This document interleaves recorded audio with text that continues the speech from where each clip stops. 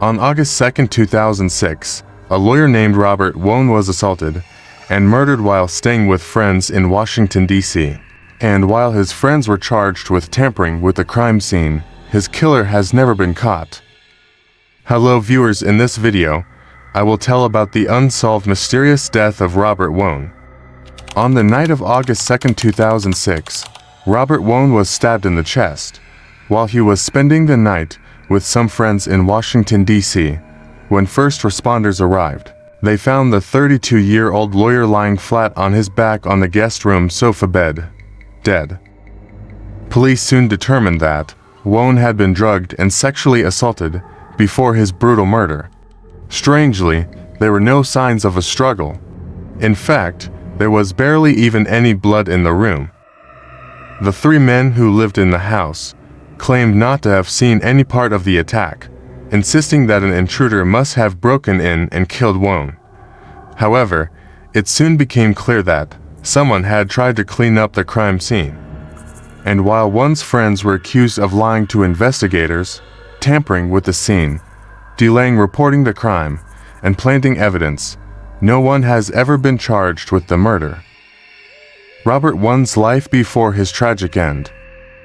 Robert Wone was born in New York City in 1974. Raised in Brooklyn, he went on to earn his bachelor's degree from William and Mary in 1996, before pursuing a law degree at the University of Pennsylvania.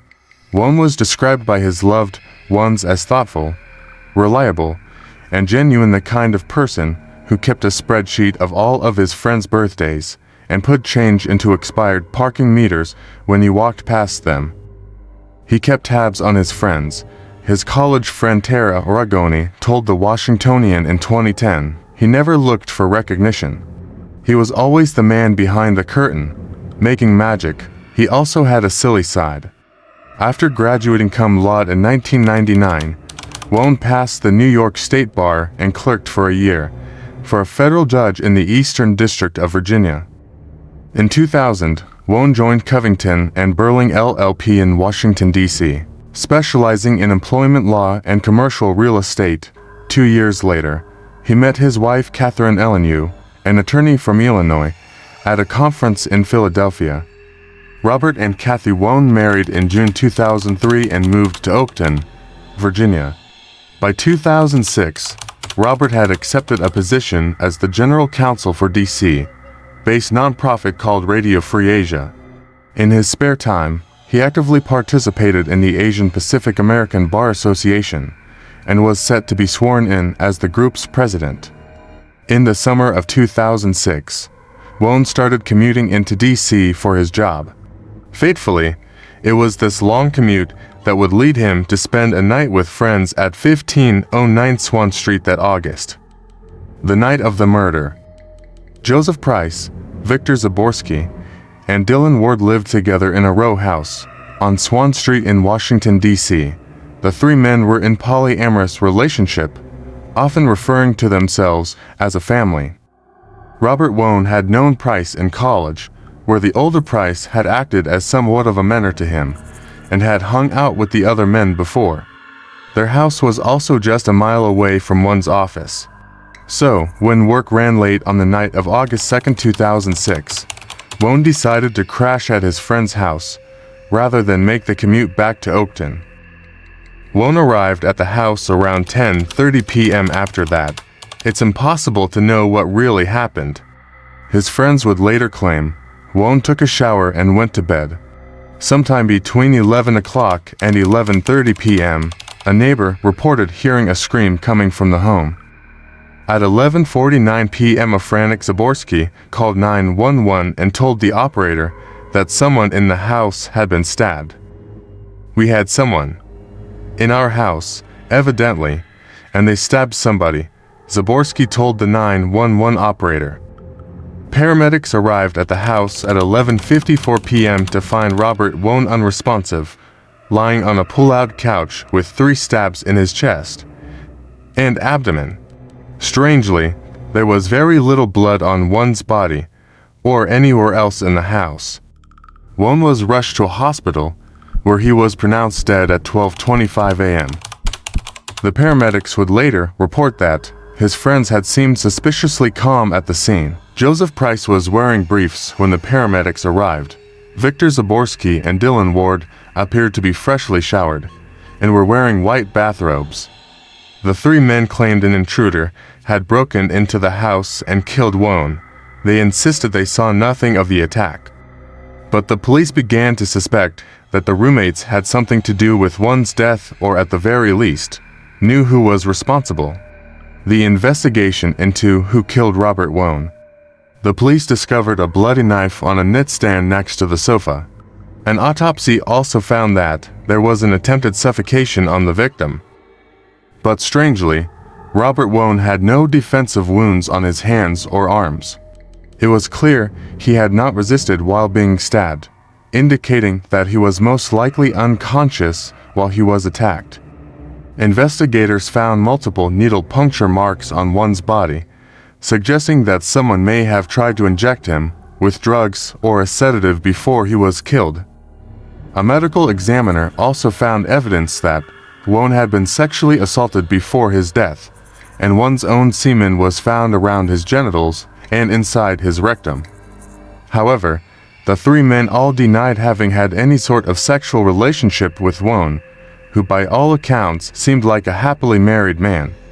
First responders found an unconscious Robert Wone on the second-floor sofa bed with 3 stab wounds to the chest and abdomen.